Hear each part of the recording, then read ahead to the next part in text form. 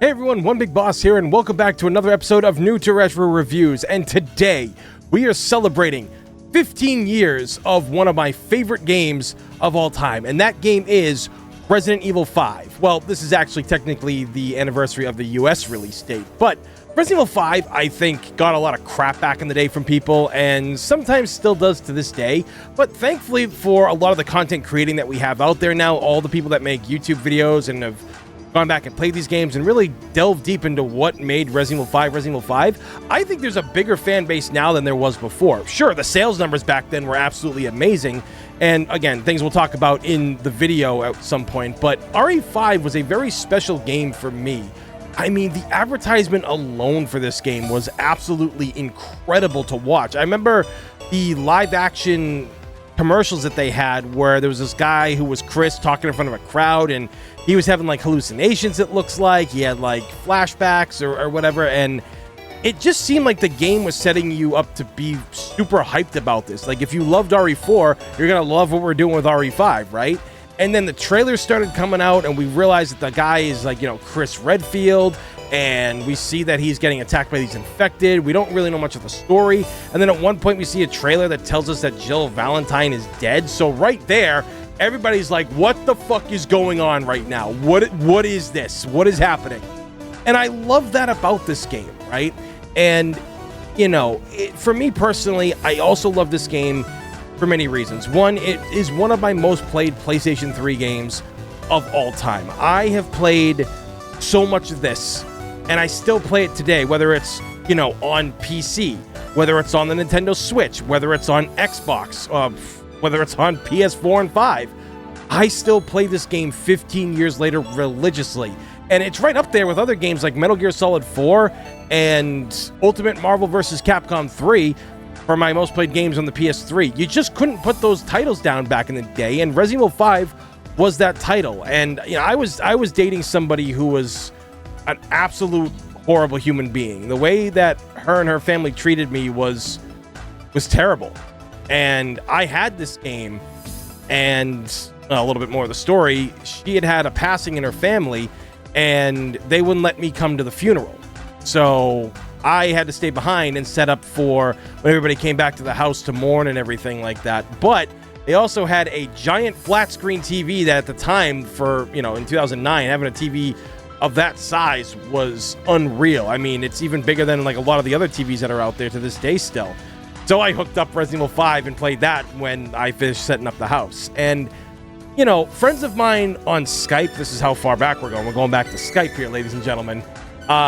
We love this game, and I got them into it. They didn't really care much for Resident Evil, but they did end up playing it and falling in love with it, and playing it with me made it a little bit easier, they said, because I knew what I was doing. They were so new to it, but they loved it. I mean, everything from, playing co-op in the Mercenaries, and just how much this game can keep you coming back was something that I feel kind of a lot of games don't do as much unless they load them up with microtransactions. But either way, Resident Evil 5 today is celebrating 15 years of being around, and it doesn't really feel like it because it's just been so relevant to this day and age, So I'm excited to talk about that. So let's get into it, guys. Here is a look back at 15 years of Resident Evil 5. Here we go.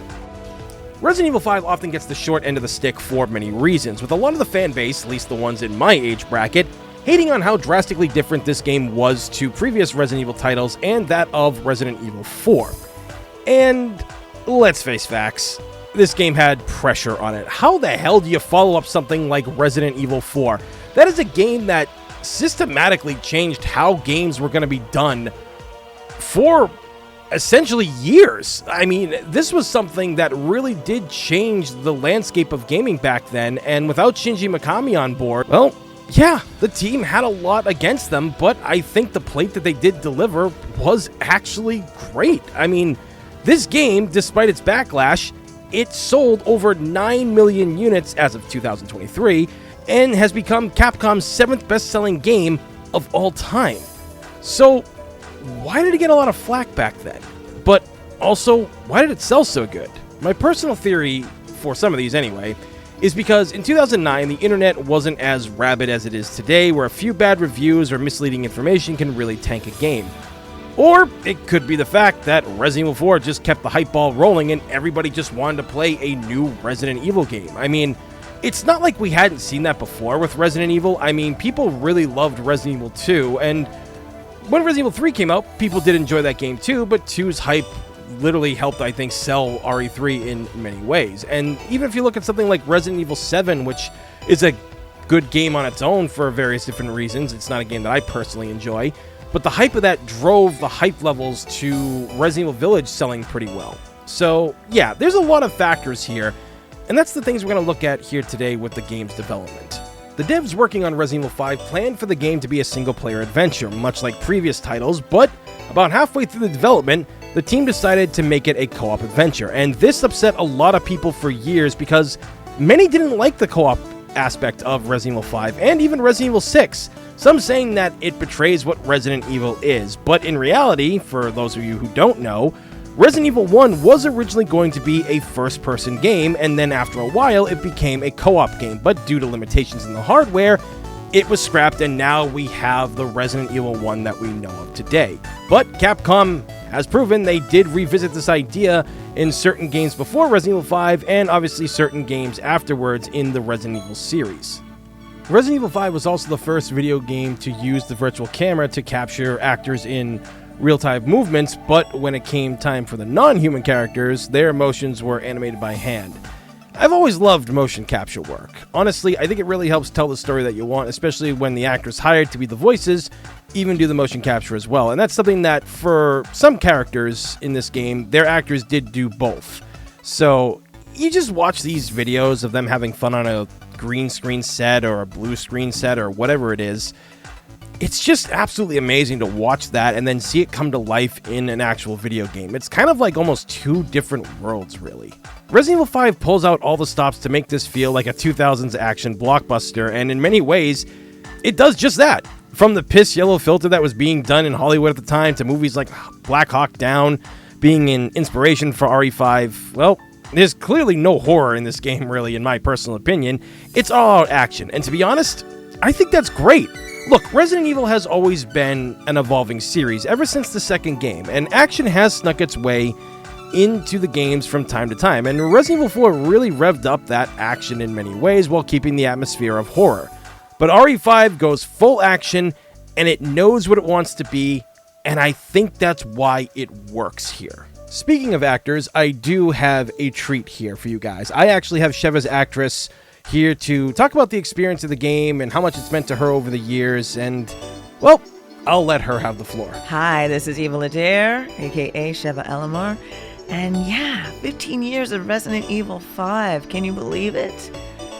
Man, I am so grateful that after 15 years, people are still loving and playing this game, so, I'm just honored. I'm honored by that. 15 years is a long time, and when I think back to when we were making this game, it's really nothing but amazing memories with some amazing talent. When I think about how they make video games now compared to what we were doing back then, oh man, it feels like the Flintstones. Everything was separated in separate sessions, from previs to voice recording to mocap. Everything had its own separate production, and now everything's done at once, and it's done so much quicker. So what I will say about what we were doing back then was that we got to have a lot more fun because we got to do it for a longer period of time. I don't believe even the audition process is the same.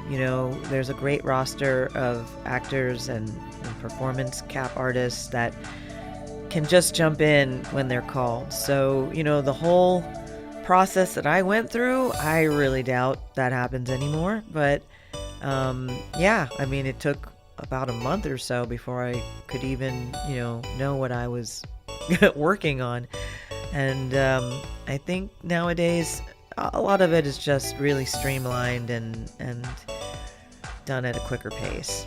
I'm still in contact with a lot of the actors that worked on it, and shout out to the late Ken Lally, who we lost, and who was an amazing Wesker, for those that don't know. But Ken Lally made that character come alive physically, and he gave it his all and was 150% every day on the set.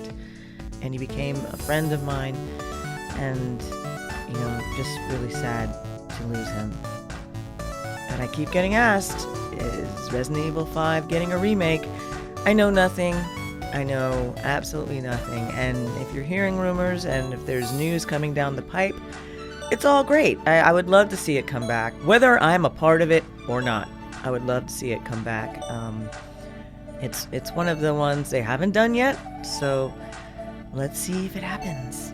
The game was re-released as Resident Evil 5 Gold Edition almost a full year later, and it came with new additions. The legendary Mercenaries Reunion mode, which added more characters to the game, and was a vastly better improvement over the first Mercenaries in the base of RE5, because that one just didn't have as many enemies as Reunion did. Plus, the new characters they added were a lot of fun to play as. 2 new DLC modes were also introduced, called Lost in Nightmares, which is a throwback to older RE games, and Desperate Escape, which is an all-out, guns-blazing gauntlet of explosions that never seems to let up, giving you kind of a taste of both the old and the new of what Capcom was going for. There's also some other versus modes that the game has. They aren't the best, but if you got enough friends to play with, it's kind of chaotic fun, and honestly, I'm all about that. But one of the things I do remember when this was released was that the physical version of the game cost $50. Now, it was cheaper if you just got the digital add-on that they had on the PSN and Xbox Live back in the day, but I think charging a full $50 was kind of ridiculous, and something that they would kind of revisit when Marvel vs. Capcom 3 got a Ultimate Edition 6 months later. So this was kind of the beginning of Capcom doing things where I'm just like, that's kind of weird. Again, this isn't like the Street Fighter 2 era during the Super Nintendo, okay? This is a little different where it's a digital era, and they didn't really have to charge as much as they did. RE5's story picks up years after the events of Raccoon City, Code Veronica, and of course, Resident Evil 4. While RE4 just says to the players, hey, Umbrella's kind of gone now because of stonks, RE5 puts a little bit more into the story. Chris Redfield, a founding member of the BSAA, an anti-terrorist unit, has been fighting BOWs for some time, being as said bioweapons got into the hands of terrorists all over the world after the events of Umbrella's downfall, something that in future games would be felt. Chris heads to Africa to stop a black market deal from happening and investigates the Ouroboros Doomsday weapon, all the while on a mission to find intel on Jill Valentine, who was reported MIA before the events of Resident Evil 5.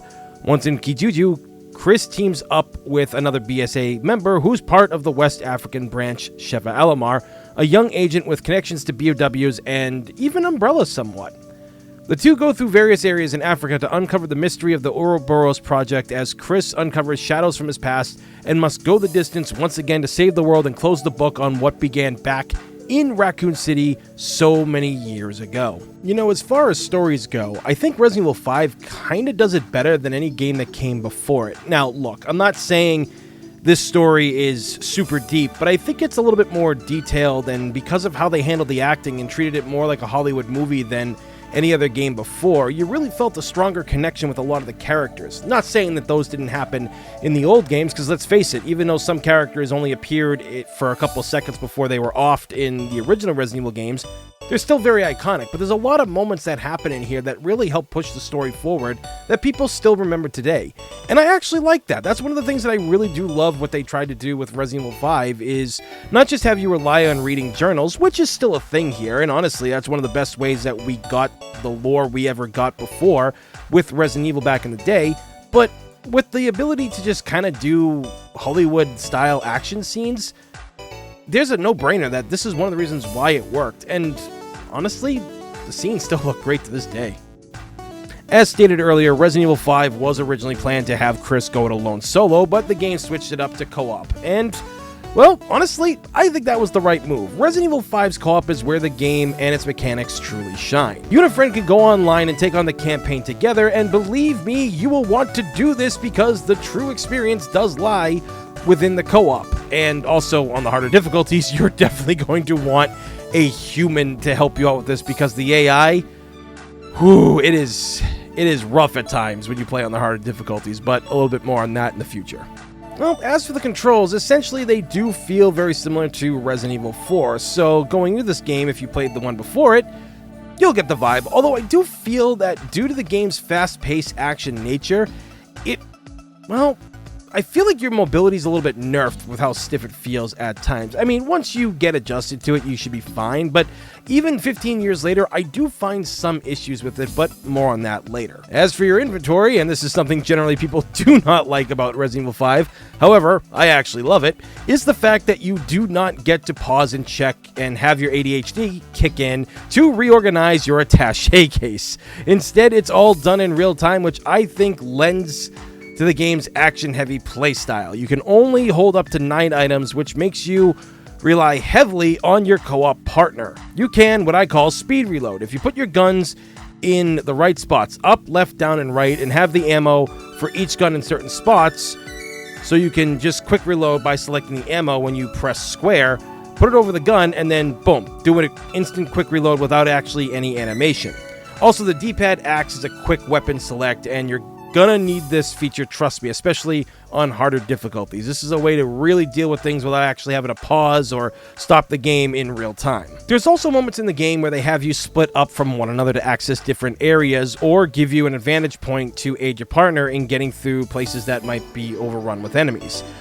And honestly, I love these, and I think that more was needed. Now, they are sprinkled throughout the game, and it is fun when it does happen, but to be honest, I think a little bit more wouldn't have hurt. You see, it kind of reminds me of Resident Evil Outbreak, right? When you would go through certain areas in Resident Evil Outbreak by yourself because you could go through this area, or your partners went off to find puzzle pieces in another area to come back and meet you, or to activate a switch that you couldn't do in the area that you were in. Something like that is where I feel co-op really shines, and Resident Evil 5 could have used a little bit more of it, and I think it really helped the gameplay at the end of the day. It's kind of a small nitpick, but I really do love what they did here with that aspect. Moving on with more of the gameplay, much like Leon in Resident Evil 4, Chris and Cheva, and any of the other characters you choose to play as in the Mercenary modes, all have various different melee attacks which help out big time. Leon and crew in RE4 only had 2 choices: stun an enemy in the face to do one of the special melee attacks, and drop them to the knees to do a followed-up secondary melee attacks. Well, with this game, you have a lot of variety. As before, headshots and leg shots are still there, and they are both satisfying to pull off as they are beautiful. But there's different things you can do this time around, such as shooting an enemy in the arm or shoulder to put them into another stun state, and you can follow up with a melee attack, and, well, every character has an insta-kill. By dropping an enemy to their knees, if you quickly run past and do a quick turn, and execute the button prompt to the character to deliver a one-hit wonder that saves you on ammo, something you're going to need to get used to doing. Chris and Cheva are vastly different, obviously, and not some cut-and-paste melee attacks either. As Chris, he's all about power, but honestly, I feel he's actually pretty weak. I mean, this guy's built like a one-man army like Arnold from Commando, but I feel his attacks should be a little bit more damaging. But stomping, straight punches, and hook punches, they don't really seem to do that much. It's kind of something that's always bothered me a lot. Cheva, on the other hand, is fast and nimble, and what she lacks in power, she makes up for in variety. I feel her moves, like her jumping roundhouse and Guile somersault kick, really hit enemies all around, making them good crowd-controlling moves, and in this game, that's what you're going to need. Also, when an enemy is knocked down, you can just run right up to him and perform another melee attack. And, well, yeah, it's not an insta-kill, but at least it's a good follow-up move and to save ammo. Oh, and before I forget, against bigger enemies, you can do team-up attacks as well and deal the damage when needed. Trust me, learn about these things because, especially in the Mercenaries mode, there's actually characters that have special team-up attacks. So, definitely check that out. And, well, like all things with games, let's talk about the good. And let's talk about the bad. And there really isn't too much bad about this game. 15 years later, there's bound to be some things. I guess some of my problems is the controls, like I talked about earlier.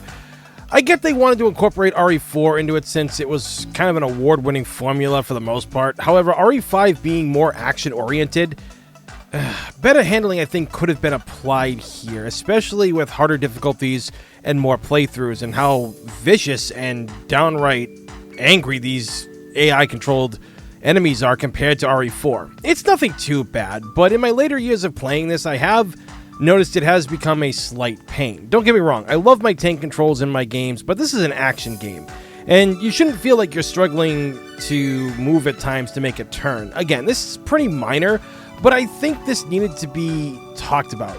However, PC controls give you tight and responsive, speedy results. Now, I don't use a mouse and keyboard, but I've seen others do it, and let me tell you, the combat is crazy cool with a keyboard and mouse combo. This is something that even I might try at some point, because I've never really been a keyboard and mouse player for virtually anything. Maybe that's why I was really never good with Counter-Strike and things like Halo when I just use controllers for the most part. I guess my other complaint is the AI. Now, yes, it's been mocked to death, but I'm gonna say some semi-good about it, but also bad.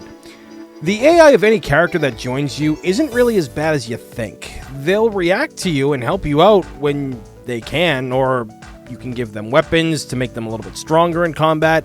And if your life gets taken down a peg, well, they will be there to heal you. It's actually kind of comforting to know that you have a built-in medic with you at all times. It's especially helpful for you if you can give them commands to do something like, cover, attack, that kind of stuff, right? Or, one of the best things is, you can have them turn a valve or do a puzzle while you defend them, because unfortunately, if you try to do it, more often than not, you're gonna get hit. But sadly, yeah, they are ammo hogs, and ammo goes quickly in this game even more than it did in Resident Evil 4. It's best to give them powerful shotguns so that they can essentially destroy anything that they hit.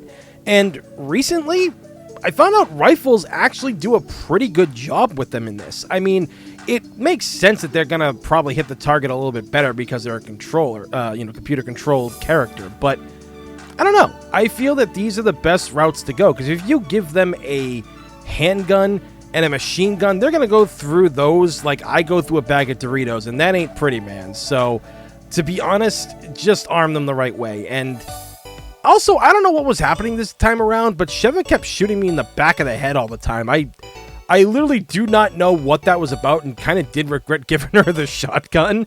But either way, I think it was a small glitch, but it's honestly the best combo for a computer-controlled character at this point for me personally.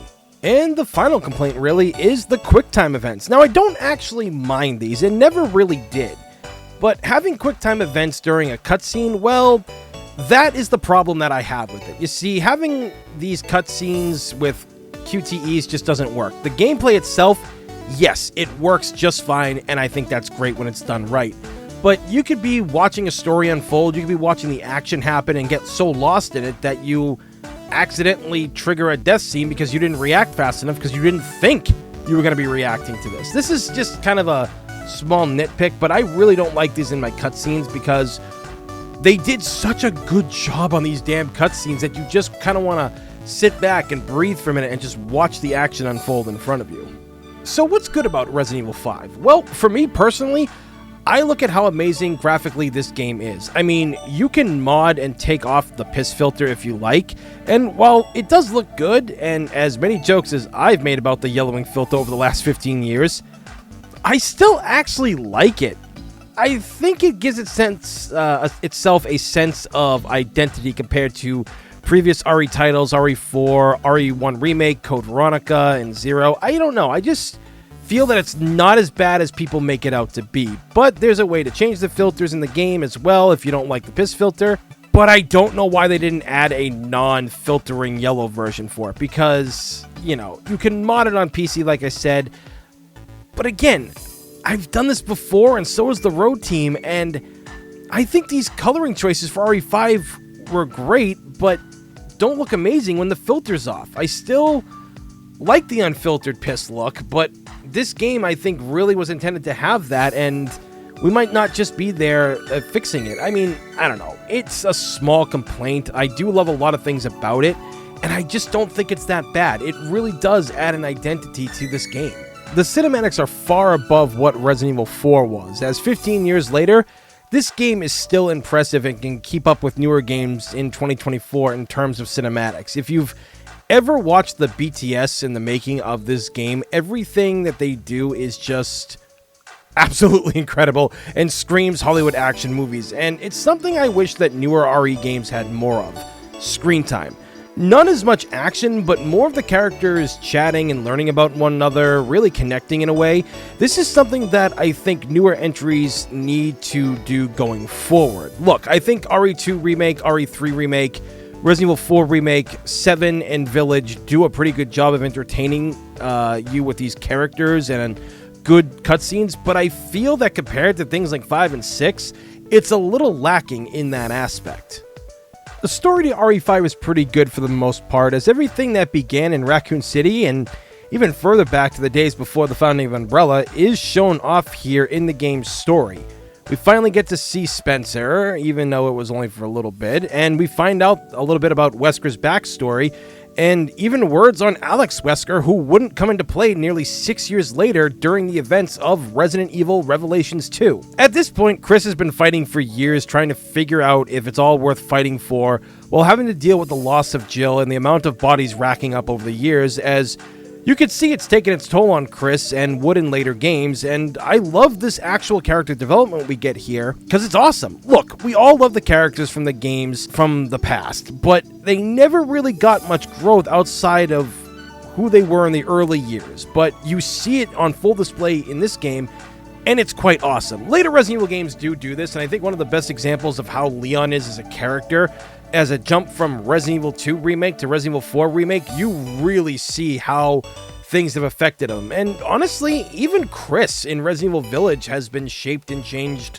dramatically since the events of, well, clearly things of like Resident Evil 5, 6, and 7. So, yeah, they just do such a good job, and you care about these characters a lot when they're on screen because they're just so charismatic and well written in this game. Also, the co-op, oh my god, amazing, guys. I cannot gush enough about the co-op of this game. As I stated earlier, RE5 knew what it wanted to be and did it right. Playing with the AI, as I said, can be rough, especially on the higher difficulties when one hit can put you or your partner in the danger status. But seriously, the harder modes are amazing and fun, and if you have a friend, go for it. Challenge it together, go the distance, replay it a bunch of times. It doesn't get old. And for me personally, I think this is in my top 10 co-op games of all time. I mean, the enemies in this game, whether it's a boss or just the standard enemies that you come across, they are more, well, angry and destructive than the ones from RE4, and these guys have got more firepower. I mean, even their base weapons seem more dangerous than anything you came across in the village of RE4. So, yeah, you're going to have fun with these guys because they are all over the place. They're on the back of flatbed trucks. They're blocking your path everywhere. They've got Gatling guns. They've got giant axes. I mean, the variety in the enemies is absolutely insane in this game. And honestly, I want more of it, which is why if you play the game on No Mercy for the Mercenaries mode, it's a blast. And speaking of, the Mercenaries mode in this is absolutely amazing. I cannot get enough. This is one of the things that keeps me coming back to playing Resident Evil 5 15 years later. This is undoubtedly one of the best mercenary modes that they have ever created because the characters that are here are excellent. In the final version of this, when you play on the PlayStation 4 version or PS5 or Xbox One and Nintendo Switch, the mercenaries are all here and can all be used together in a two-player match. Now, sadly, you can't do No Mercy, which I think is kind of a bummer because No Mercy mode for this would have been absolutely insane. But to be fair, anytime you pop this game and play with a friend, you're gonna have fun. The mercenaries just have so many options to play as. There's characters with great strengths and weaknesses and good guns, bad guns. Figure out which ones you gotta ditch, and the characters are always fun to play as. Even other characters that I might not like as much, like Jill, who isn't really the best character in this game, I feel, but to be honest, she's one of my favorite characters. She's actually still fun to play from time to time. I'm not joking about this. You're going to probably spend more time playing Mercenaries than anything else. Also, the DLC for this is absolutely amazing, and I stated this above, Lost in Nightmares plays like the OG RE games of the past, and, well, I wish we got more Resident Evil titles like this. This was absolutely an amazing experience to go through and do this, and if you trigger the right sequence, you can actually get fixed camera angles and static camera angles, just like in the OG RE1, 2, 3, and Code Veronica. It's absolutely incredible to play this because you're going through a very, familiar mansion, solving puzzles and getting stalked by creatures and have very low ammo. I mean, they do this so well in this mode. I know a lot of people didn't really care that much for this mode, and I think that was a lot of the people who grew up playing the action versions of, Resident Evil 4 and obviously getting into 5 at the time, too. So it might not be their pace, but that's okay because something like Desperate Escape exists, and I can't say enough about that. That mode is fun as hell. A buddy of mine years ago, I went over to his house, brought my PS3 over, and for hours we played Desperate Escape all the time. We were trying to get the best score. We were trying to find all the weapons because it is nothing but an onslaught of guns, explosions, and craziness all around. And that, I think, is what makes the game itself fantastic. You can play it on harder difficulties too, and it changes up a lot of things. So there's really no shortage of replay value here. They just do such a good job. I mean, again, with all of Lost in Nightmares, it's about puzzle solving, and Desperate Escape is all the action you loved in the main campaign now in this. I mean, like I said, the bosses are pretty good too. The fight against Wesker and Jill is honestly one of the highlights of the game. And I guess if we're going to talk highlights, we'll just say it right now. That boulder part, I know it's over the hill. That's essentially where Resident Evil jumped the shark, as the term came. But my God, has it lived in infamy and appeared in later Resident Evil games? I mean, it's just funny as hell just to see Chris Redfield literally not pushing a boulder or kicking it. He's literally full on hooking these things. Like, he's just punching right into them. And it's the funniest goddamn thing and one of the best highlights of that final match.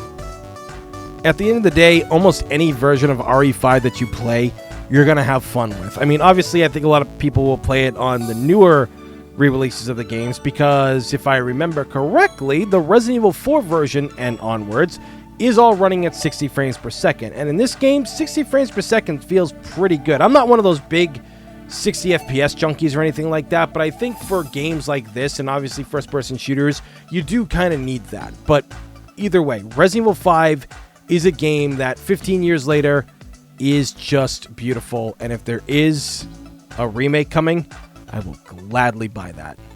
And there you have it, ladies and gentlemen. 15 years later, and Resident Evil 5 is still a powerhouse game packed with unlockables and a lot of replay value. Again, 15 years later, and I am still playing it non-stop. I feel I've put more hours into this sometimes than other Resident Evil games. And I think the reason for that is because Resident Evil 5 is an action game that I play with my friends, and it's a little bit more enjoyable that way.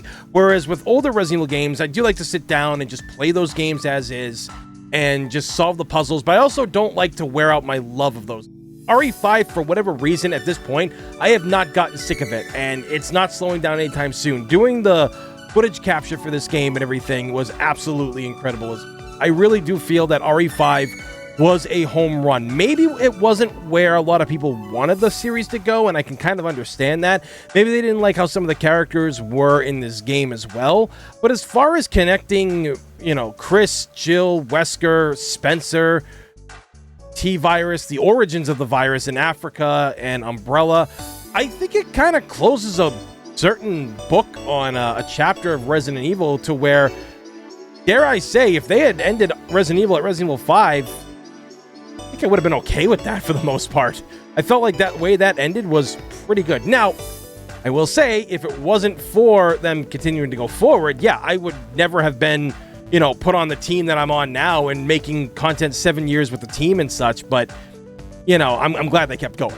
But for Resident Evil 5, it is something special. And people keep asking me, and I didn't really talk about this in the review, but people have been asking me how I feel about a remake of this. And while I don't feel it needs it, after Resident Evil 4 remake, I want to see what they do with Resident Evil 5. I mean, I feel that they could make that more played at night. I think they can amp up the horror more. I think they can put more enemies on screen with more powerful play. I really feel it can be done. I mean, I would love to see that because Resident Evil 5, it might not need it. We all want Code Veronica to get that treatment first because rightfully so. Code Veronica kind of deserves that. But I wouldn't be mad if 5 gets a remake, because the original was so good. And after the way RE4 remake was handled, I wouldn't have to worry about them maybe messing with something or doing something that was kind of insulting to the original fans in the original game itself. So yeah, I'm all for a remake at this point, but for now, I have no problem revisiting the memories of all the years of playing RE5 with so many different people out there and just having fun with a video game, which is something that I feel a lot of us don't get to have that experience. And to everybody that was on board for this game and made this game happen, thank you. And of course, you know, Evil Adair, thank you for coming on to the show and recording parts for it. I greatly appreciate you taking time out of your schedule to do this. You are absolutely amazing. Cheva has been a great character since she first came out, and you have done nothing but show the fandom love and care when people tag you in things and bring you on to podcasts and interviews. You have been great, and honestly, if 5 does get a remake, I really want you to be Cheva. I know they rarely hire the old actors back, but I hope they do, because you're awesome in it, and I would love to see you make a comeback in the game. I really would. So, you guys have heard my 2 cents. Let me know down in the comments below. 15 years later, what are your thoughts exactly on Resident Evil 5? What does this game mean to you? What does it do to you? Did you like it? Did you not like it? What was it that made you actually not like it? Although I think I can kind of guess most people's answers, but I still want to know. So let me know down in the comments below. So with that being said, thank you all. I greatly appreciate y'all watching. Please thumbs up and subscribe, because it's free. And this day and age, free's a damn good thing. As always, everybody, thank you for watching. I'm One Big Boss, and I will see you all next time. Take care. Have a good one. Hey everyone, thanks for watching. If you could give this video a thumbs up and a share, helps the channel out big time. Give me a follow on Twitter and Discord, where I'm most active. Links down below in the description. Also, I stream on Twitch, so if you'd like to see me play a bunch of new to retro games, well, click down below, give it a follow, greatly appreciate it. Till next time, guys, be safe, and have a good one.